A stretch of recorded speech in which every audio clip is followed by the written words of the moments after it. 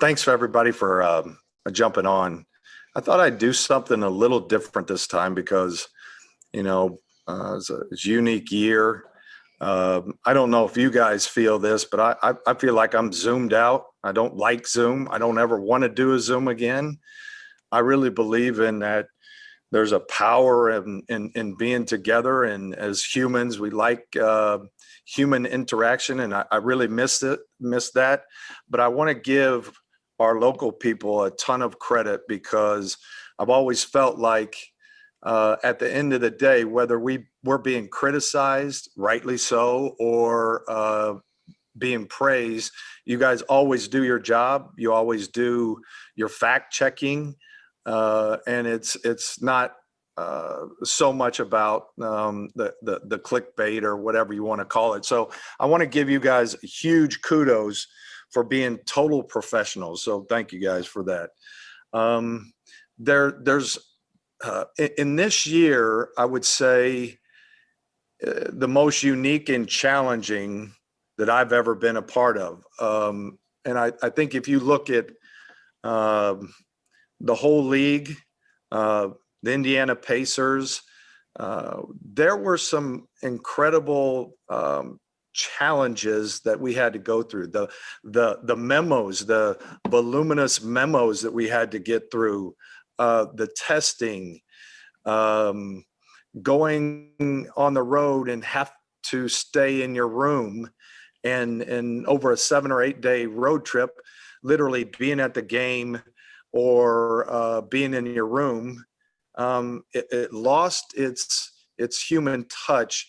But there were some people that literally had to work 20 hours a day, and I think they need to be recognized. Josh Corbeil, our director of training staff, he was incredible. He was up at 3 o'clock at night waiting for results, and he was up at 5 o'clock in the morning waiting for results. So he was in charge of that. But Kelly Kroskoff was on literally a daily Zoom meeting with the league, making sure we were staying up with the protocols, and she did that brilliantly. But there's one person in our organization I think deserves a ton of credit, and that is Zach Eagle. And Zach is a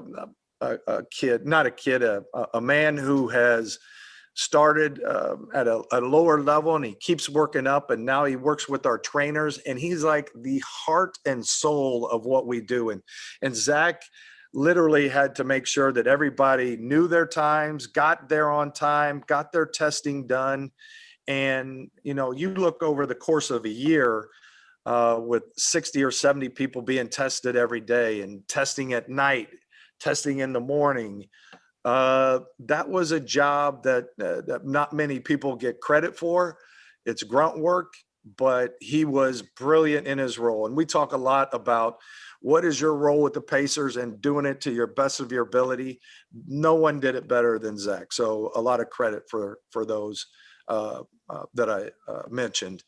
When I look at the season, and I try to give you guys as much of a recap, part of it really blends back from the bubble. I almost felt like we went from the bubble to a super quick off season, made some changes, and then we're right back into the season. And so it kind of gets a little mismatched around, and it makes it more difficult. But if you look at just this year, I felt like you could break it down into literally 5 or 6 different sections. There was the beginning of the year when we played very well, a little bit before TJ Warren got hurt. And I think we ended up being 9-4, 9-5. And then TJ got hurt. And we knew that was going to be a huge thing to overcome.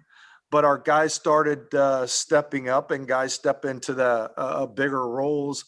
But if you look at most of the teams in the NBA, getting your top scorer injured for the rest of the year it's almost insurmountable.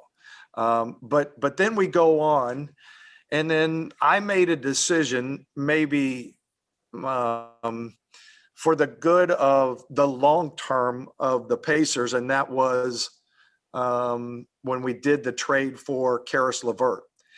And as we're going through that trade, just a little background on that trade was we knew in the process that Karis had cancer, and I had a couple conversations with Herb Simon, and it was like when people really step up and lead, it's like totally noticeable. And Mr. Simon stepped up and he said, "Look, I know we can reject this trade. I know we can keep Victor. I know we can do some things, but I want to do what I consider is right for the human being." And like I've said, all this human connection that we've missed this year, I thought Herb stepped up in a huge way, looked at the long term, and said, "We're going to take this chance, and we're going to be hopeful." We were hopeful that the surgery was going to work out well and that he would be back. Our doctors felt very good, but that's a heck of a thing, because now you look at it, we've lost our number one scorer, and now we've lost Victor for a player that has cancer. And in our minds, from that point on, we knew we were going to have some struggles, whether it be on the court, whether it be off the court. Winning kind of masks some issues, and then when you lose, sometimes it exacerbates some issues. And we knew that there was going to be some challenging times. What I liked from then on out was we had some players really step into some roles that we weren't expecting and really flourish and blossom. We knew Miles was a great defender. He ended up with the number one blocks per game in the NBA. So that was one, but Malcolm statistically had a phenomenal year.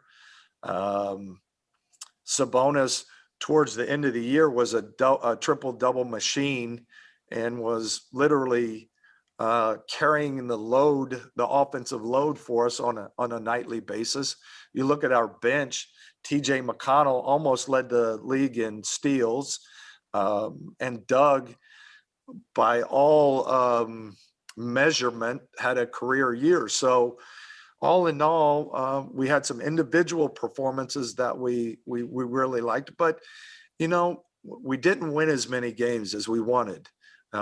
We wanted to be in the playoffs, and whether you think a play-in game is a playoff or not, I personally do, because anytime you're in a situation where you lose and you go home, that's a playoff for me. Now, that can be debated or not, but I was really proud of the way we played Charlotte, and then we played a tougher team in Washington, and they showed us, that there's another level of playoff basketball that we've got to get to. So we had all kinds of different seasons, and it's hard for me to really put a bow on the whole season, because it felt like there were many seasons within the season. We're looking at everything. We just finished with the player exit meetings.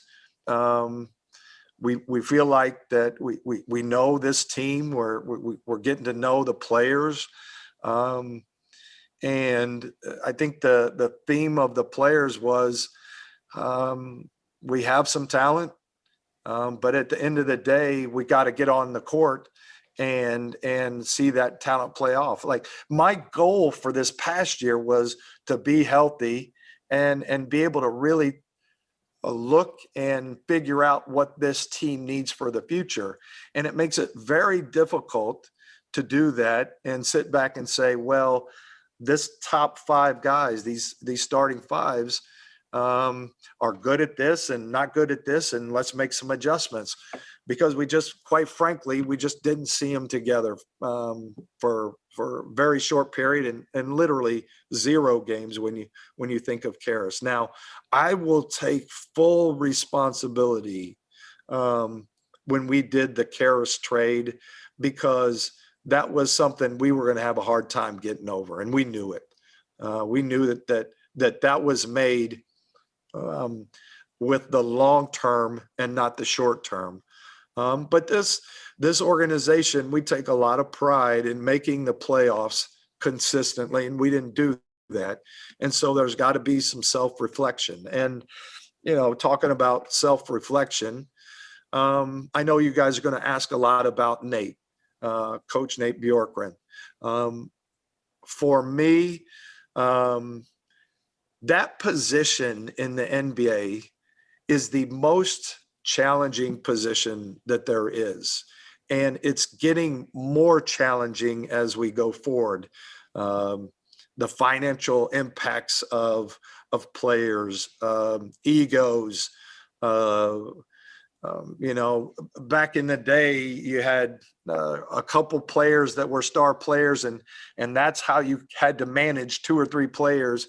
Well, now you have to manage 17 players. And there were some good things that Nate did this year. You don't win 34 games with a decimated roster without doing some good things. But there's some things that we need to do better. He needs to do better. And that right now, no decisions have been made. We're not making a decision today. We don't make decisions in a vacuum. We take our time. And look, to be honest with you, I'm being evaluated. I'm being evaluated every day, and I take that responsibility very serious. Herb has to decide whether I'm fit for this job. And if I am, then what are the things I need to improve every year? And I try to do that. Sometimes I do it better and sometimes I don't. And then Nate and I will have a long conversation over many days of what he needs to improve on. And we'll go from there. But to make a decision on Coach B on this quick with not as much information, and I'm just not prepared to do that, and I'm not going to make the recommendation to do that yet. So hopefully I covered a lot there. I guess we'll turn it into questions now, Chrissy. All right, let's get started with questions. Bob, start us off, please. Yeah, Kevin, you saw the reports a couple of weeks ago. Yep. Was there truth to those reports? And will you commit to Nate coming back next year, or are you still up in the air? Be specific on. Can you tell me, Bob? Like, what? I mean, there was a lot written. I thought a lot of it was BS. To be honest with you, I would tell you this. Individually in that locker room, they got along very, very well. When we got on the court, to be brutally honest, it wasn't that way. And there was a little bit of a disconnect in the team. But you got to give the guys a little bit of a break, because one night you had one role and the next night you had a different role. And we were always mashing up a team. And at the end of the day, as a player, one night Aaron Holiday was a starter. The next night he didn't play because of injuries. And then the next night we needed him to be a defender. And there wasn't that continuity that I wanted so badly, because continuity over time is success if you have enough talent. And we've always gone by this, Bob, that there's some challenges to being in this market. Okay. I think that's been written about. Getting the top players is like the most important thing. If you can't get that, then my thought has always been bring 5 really quality players. They might not be the superstars, but really good basketball players. And those 5 together can overcome some of the top level talent, because we can't get those. So I wanted to see if this group was that 5 group. Now, when you take Malcolm, Karras, TJ Warren, let me say something about TJ real quick first. We missed his offense, but what really no one is talking about is we missed his defense. He became a very good defender. And in this league, if you don't have a big wing defender, you got no shot.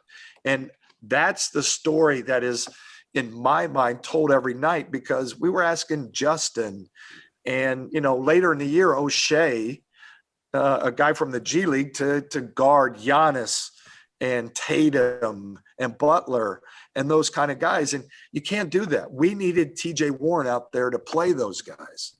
I know I rambled there, Bob. Can you be? Yeah. Did I answer it? Well, specifically that he micromanaged, that he was heavy-handed, that players were not happy playing for him. Those reports. In the exit meetings, no one said that they were unhappy. Yes, they say he does micromanage. To me, as a new coach, trying to set your ways, I'm pretty sure some people think Bill Belichick micromanages. Nate had to find his identity. And I think he would be the first to say that he would be willing to give up some of those responsibilities and improve. But that's yet to be determined. I need to have those conversations with him. So just to follow up, you're not committed to him next year at this moment? He is our coach as of now, and I'm going to have a fair discussion with him. And my goal is, I don't think it's fair to look back at this season after winning 34 games with a dismantled roster without having some good things that I felt good about too. So I'm not committed either way. Thank you. Okay, Scott. Yeah. Hey, Kevin, what were the positive things that you liked from Nate that you observed being there right there on the court? And secondly, in terms of the defense, where do you have to make the leap there? Because it seemed like it was kind of an overreaction to the offense, and the defense suffered this season. It did. I thought the defense really suffered when Miles didn't play. But even before that, last year we were 4th or 5th in defensive efficiency. We knew we were going to give up some on the defensive end, but we went from, I think, that 4 or 5 to 12 or 11, if I'm not, it changed there towards the end. To be perfectly frank, where we've made our hay in this league is when you came in this building, you got defended. And the feedback that we got from other players and other coaches that we weren't as good. So that is by far the most important thing that we have to take a look at. That being said, I thought we ran more creative offensive sets. I felt like, just in the numbers proving out that we scored so much more points. Now, is that a reflection of what the league is? I mean, I can't believe how many points are getting scored in this league. But I felt like, to your point, when we defended well, it gave us an opportunity to win. And we need to get back to that defensive identity. I think it's a balance. But we didn't defend as well. I had a quick conversation with a couple of our assistant coaches. And I think we're going to all agree we got to get back to what our identity has been in the past.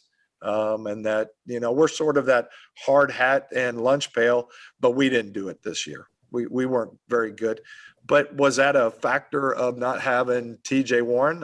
I just said the most important thing in this league right now is having rim defense and a big wing who can guard those guys. And, we didn't have a lot of that for a lot of the year. Okay, Greg. Greg. Hi, did you say Greg? It's Yeah. I did. Yeah, yep. Hi, Kevin. You said Greg. Thank you for that. It sounds like, you tell me, but it sounds like you're thinking that the starting five that you really never got to see this year very much, you're leaning towards running that back. Is that another decision you haven't made yet? Or is that where you're heading? I don't think I would have loved to seen this starting five together. I go back to what Larry Bird has always told me in this business. And if you have 3 guys that can go get 25 in any given night, you got a chance to be successful. Well, Malcolm can, Karras certainly can. TJ Warren was one of the best players in the bubble and averaged, 28 or 30 points. And Domas, although he's not, he can score. I think his best thing is setting screen and passing, and that fits with those first four. And quite frankly, Miles with his defense, what I didn't know is if this team came together, how good they would be or not good. And from an evaluation standpoint, that's difficult for me. I've got to make some assumptions. I've got to figure out, some things. But man, I would have liked to seen, everybody says go small, go small, go small. You got to be different at something. If we're going to be good, we have to take the appropriate risk, which I think we've done with some trades. And you got to be a little different. You can't be like everybody else because everybody else tends to get more talent. The larger cities are attractive, and there's one sort of thing that has changed the game in acquiring high level talent, and that is the large cities, the Brooklyns and the Lakers. They're willing to put 5 and 6 and first round picks because they feel like that they can keep those players, and that's not a tool in my shed right now. So we have to get as many good players and get them synergized, and hopefully they overachieve, and then make our decisions. But with the COVID, and I don't want to make excuses. That's Greg, that's not what I want to do. What I want to do is, look at what we have, make the best decisions as we go into the off seasons. There's going to be activity. Hopefully there's opportunities to get better. We don't want to go backwards. I don't want to be in this sort of middle ground. And so I'd like to get either in or get out, and getting out means looking for picks. And I'm not prepared to do that. I think we've got enough talent that we can sort of work our way back up the top, but that's yet to be seen. Greg. Kent Sterling. Hey, Kevin, how can you, I get it. How can you preach patience without sounding like you're making excuses? And how can you, through this offseason, kind of build some hope in a fan base that has only that 34-win season to look at and generate some hope? Well, I would say this. Again, I didn't know how important TJ Warren and his 20 points, but also his defense was. And if you bring back a healthy TJ, which we fully expect, you have a healthy Karras. I think Karras is a really, really good basketball player that can sort of help carry an offensive load. So you're bringing TJ back. You're getting a healthy Karras. We did not have a healthy Karras. He's still, when you have that surgery, that major cancer surgery, that is no joke. And he wasn't his best. He's the first to admit it. So now you have 2 players that we're adding to our team. I guess you could say it's 1.5, right? You're bringing back TJ. You're bringing back a half better player in Karras. And then can we make some moves? Can we draft? Can we make a trade that potentially helps this team to get in it? I'm hopeful. And then if we can't, you'll know it because you'll see us go in a completely different direction and look to the future. One of the things that we, the last 4 years, a lot of times you have time to build up a team. But when I took over, we were going to keep winning. And so we did the Victor trade. We did the TJ Warren trade. We did the Brogdon trade. And that hopefully that team won 50 games last year. So I think we've got enough foundational pieces that allow us that feel that we're comfortable enough that we can take it and get back to that sort of 50-win season just by bringing these guys back. Now, I'm not making that promise. If we can improve on any position, we'll take a look at it, but we're not going to be desperate to just make deals to just make deals. Tony East. Kevin, sort of adjacent to the last couple questions and something you just said, but before the season, you were talking about with continuity, how you evaluated teams that have gone far in the playoffs and they either made a big move or had continuity. And this year you guys tried the continuity strategy and it didn't lead you as far as you wanted. How do you evaluate that? And you talked about how injuries kind of derailed continuity, but how do you evaluate that strategy versus making that big move to try to get to where you've said you want to be, which is deeper in the playoffs? Well, I mean, the obvious answer is if there's a big move out there where we can bring in a superstar, we'll look at it. We'll be aggressive towards it. It just gets harder and harder to get those guys, and it's a challenge. But I would love to be able to sit here and say, well, we're going to go after those guys. But I've sat in this seat long enough to say, you can say all you want, but to get them here is a whole nother ball game. Again, I think if you look at it sort of stepping back, everybody wants to make this year about, oh my God, you only won 34 games. That's literally 2 games from a 500 season. And that's not good enough. That's literally not good enough. But we didn't have our best scorer for basically the whole year. TJ Warren was I know you guys saw what TJ Warren did in the bubble. That's who he is. He carried us last year a ton in the regular season. He's a fourth quarter scorer and he's a fourth quarter defender.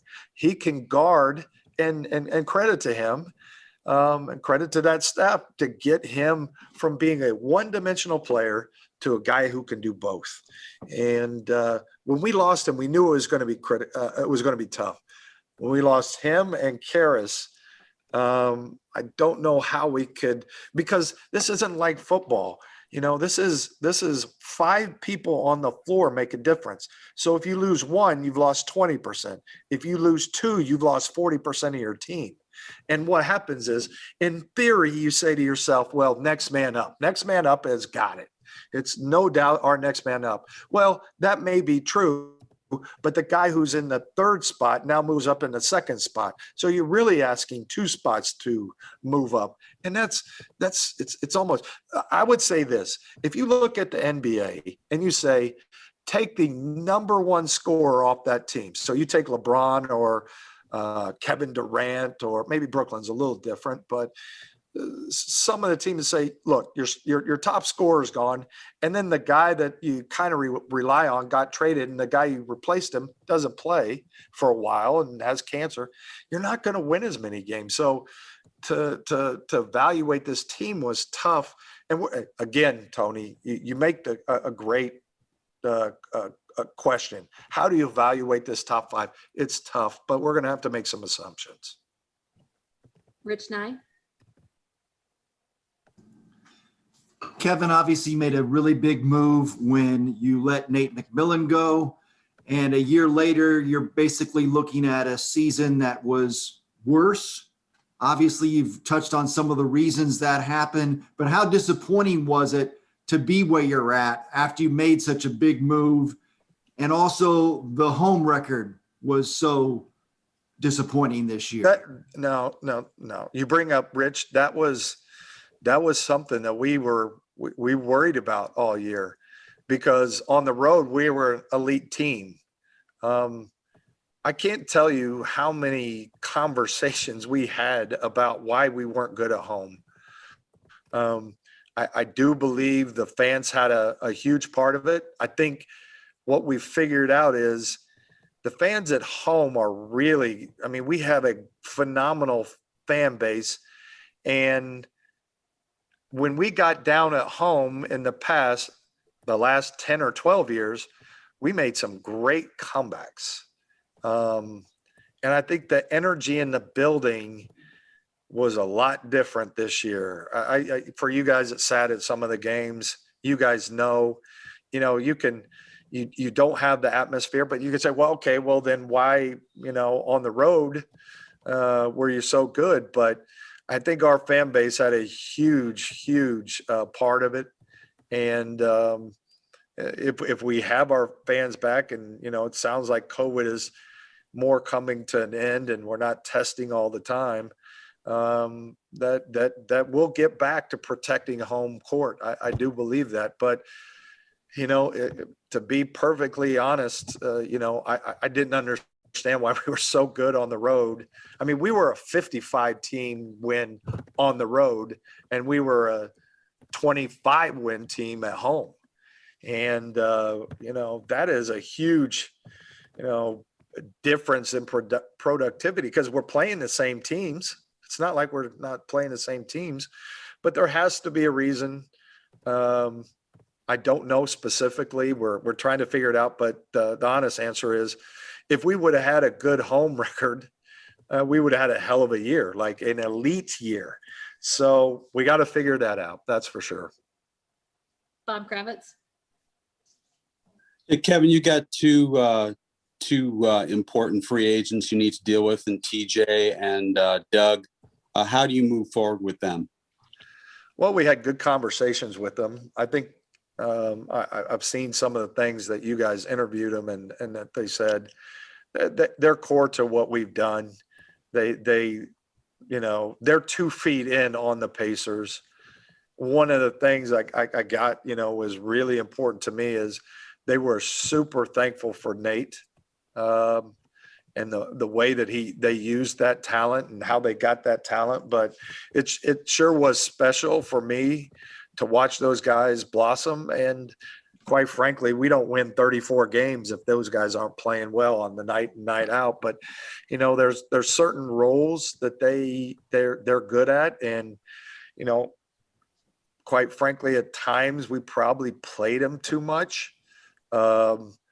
But they in my opinion, they both stepped up. They proved that they're important NBA players, and probably more important than that, they know who they are. They can look in the mirror, and they've given all indication that they want to be back, and we'll have those discussions. But they played so well that they're going to have suitors. There's no doubt about that. They're going to have, in a summer when the free agency is not normally, it's not as good this year, that they're going to have some value. So it'll be our job to have conversations with them and their agents. But, both of them, feel great about being here, feel great about the community, and they fit us. They fit us what they're about.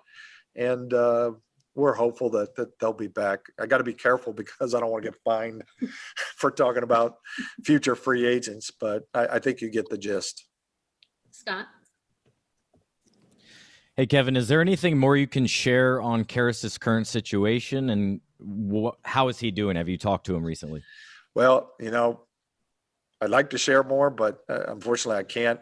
My guess is, it's interesting as you guys get to know Karas, you're gonna really find a very unique, intelligent, thoughtful human being. In that, we talked about doing a Zoom meeting with his exit meeting because he's still at home, and he texted me the other night and said, I want to be in front of you and talk to you, and I want to do this person to person, which I give that a lot of credibility, and I appreciate that, because like I said early on, I miss having that. And, we one of our strengths in the past has been developing great relationships, getting guys to buy into what the Pacers way has been, because we could go to lunches and we could go to dinners, and you could have a real one-on-one or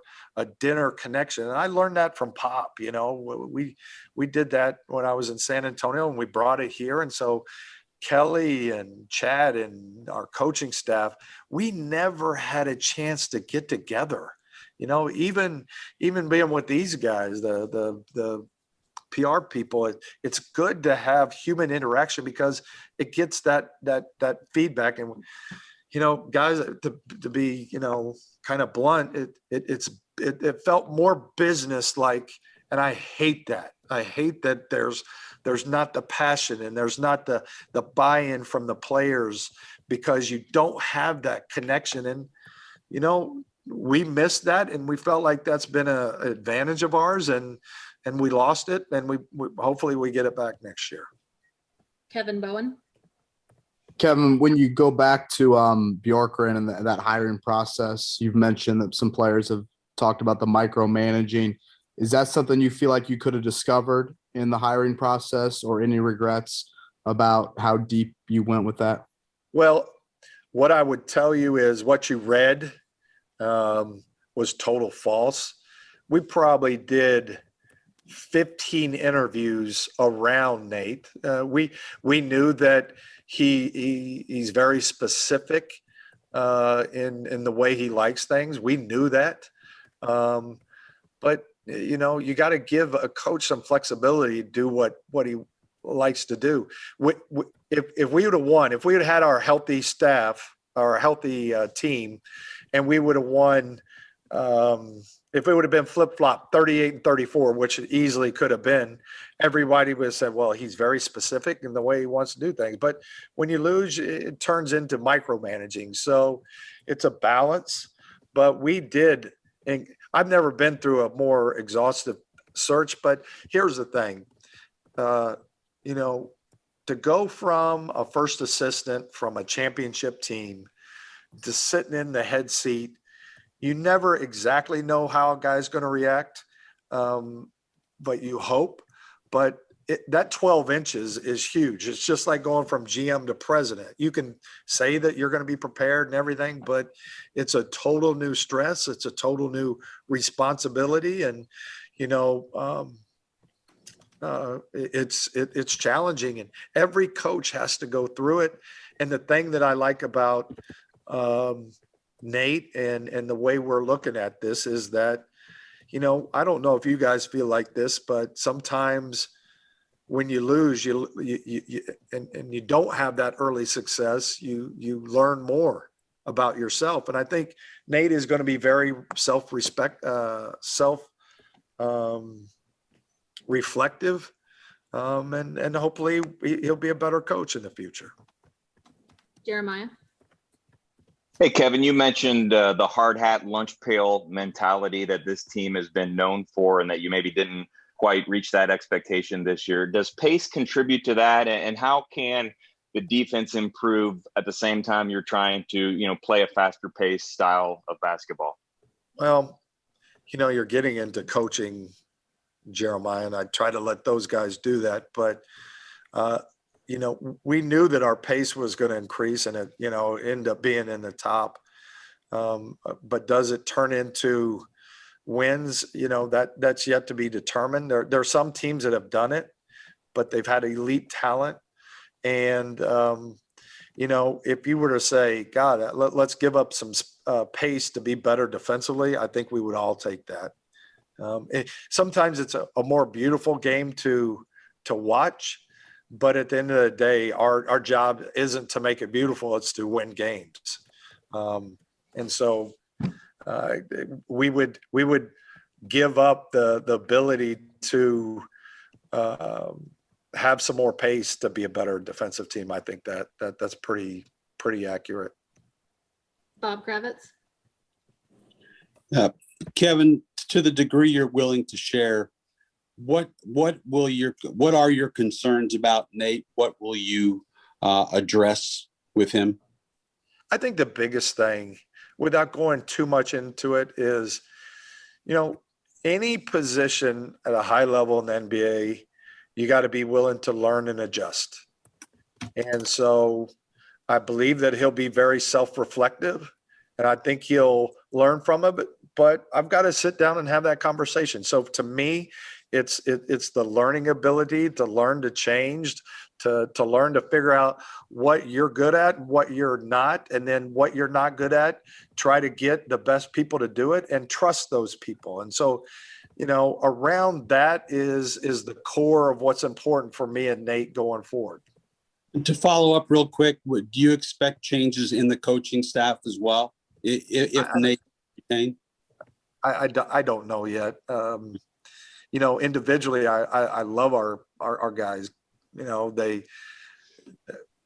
I can't tell you how hard. I know you guys know this, but it was a challenging year. But our guys, we had the scuffle with Greg and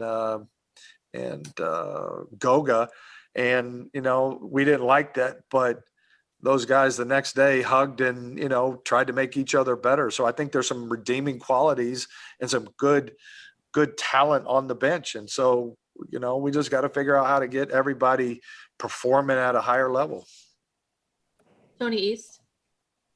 Kevin, I know you're a planner when it comes to everything that you do in terms of hiring and everything. How Yep. much has COVID's impact on finances, both on an organizational level and on a roster building level, impacted what you've been able to do and what you have planned to do over the last few years?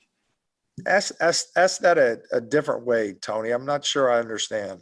Sure. So it's no secret that a lot of teams have lost money during the pandemic, and that's impacted both the way and money you guys have to hire people, and it's impacted the salary cap in terms of a team building perspective. So on both of those levels, organizationally and roster construction wise, how much has the dynamic finances hurt your planning and changed what you've had to do? Well, the biggest thing I have to manage is the players. That's the number, the player budgets, and we've done a good job. And to be honest with you, I'm waiting for the day, and I'm hopeful for the day in the next couple of years where I can go to Herbie and say, let's go all in. We haven't had that opportunity to go get that player yet. But Herbie wants us to be a great organization. And, not only do we try to do it, the best we possibly can, but it's a smaller market, and that has some challenges, but we're never going to make that excuse. And we're going to go try to get the best players and the best staff. For me, I've got Kelly and Chad and Ted, and I wouldn't change my staff for anybody. They've come together. They've proved that they're very talented, and we got to make some good decisions this summer. And we'll be all right for the future. Scott. Kevin, do you believe Nate was able to connect with the players to understand them, or was that maybe a missing link in translation? I would say this, that, there's an ebb and flow of the year. And there were times when I'd say yes, that they were dialed in, and sometimes not as much. But it's a challenging position. You're trying to make a lot of people happy, and you're trying to, there's this balance. There's the art and science of coaching. And there's no doubt Nate has like this incredible science of coaching, X and O's, what play to call, and how to manage the X and O's within a game and to teach it. And then there's the art, and that is, I've been lucky. I've been around some amazing, emotionally intelligent coaches, and I think that's there for Nate. I really do. But that's got to be improved. And I had a 15-minute conversation with Nate, and he was very self-reflective. He's like, I know I've got to get better at this. I want to get better at this. And so I've got a young coach who's got some super talent in X and O's, but needs some improvement in human management. And, if you're willing to do it, that's half the, again, you learn a ton more by your losses than your wins. We all know that. And so he's gone through the articles that were written were kind of BS, some of the things, but, he wants to be a great coach. And I think there's something there. Seth Johnson. Kevin, this year you really saw some development with some of the younger guys, specifically O'Shea and Adband. Can you kind of speak to their development this year and kind of how that fits into maybe your future going forward? Well, there's a couple people that need to take a lot of credit. Tom Hankins, Brian Levy, for finding and drafting O'Shea, because we really think we've got something there. He's a real talent. He's got real athleticism, and he's knocking down shots, and he's guarding. And we've been after that for a long time now. I don't know where his level is. I don't know if he's a starter or he's a backup, but I know he's an NBA player. And to get that from our G League, that will pay huge dividends. And we like, what was the question? The question was more about Edmund and O'Shea, and kind of how that development of those younger guys plays into your future as an organization. And I think Edmund has gone through the G League. He's paid his dues, and he'll be a big part of what we do next year. You know, we've got a little bit of a glut, and we're going to have, you know, players step up and grab that backup role. But Edmund's got as good a chance as anybody.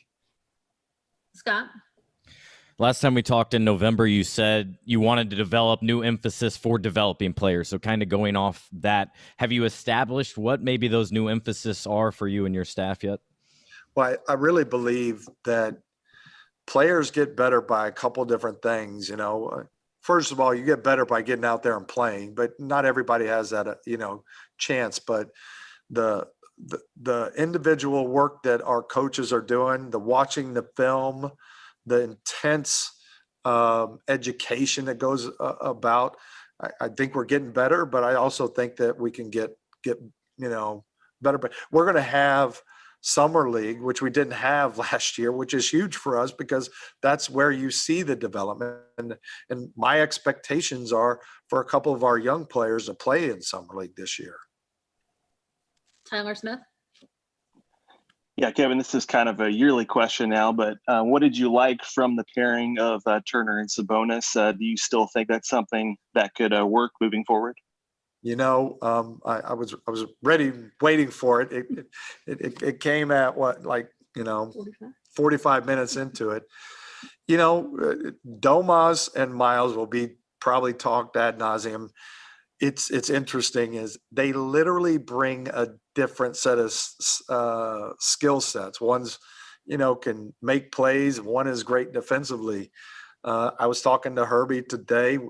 You know, we like them both. We like them individually. We like them on the court at times. That doesn't mean they have to play 40 minutes a game together, but they can definitely play together, and you can stagger them and you know, a good coach. And I thought, you know, this year there were times where Domas really popped and was playing really well. And then there were times, there's no doubt when Miles wasn't on the court that we were really hurt. Like our defense really suffered with the way we pressured the ball and forced, and he had an incredible year. So I think they both can play together. I think, you know, there's a way to stagger them. And, you know, again, they like each other and they want to see it work. So you just don't throw away one because it doesn't, you know, fit with what you're doing. They're both good players, and we got to figure out how to maximize them.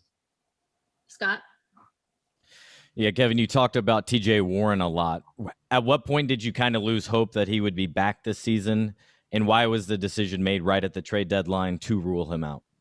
Well, everybody heals at a different rate. You know, it's easy to put a timeline at the very beginning, but the reality is bodies, you know, change at different rates. And it got to be about that time. And we didn't want to put any pressure. We're very player centric, and we don't want to push players. And we had a conversation, and he didn't feel like he was getting there. And so it was an easy decision to say, look, we're going to be cautious with you and not take that chance. That was an easy decision.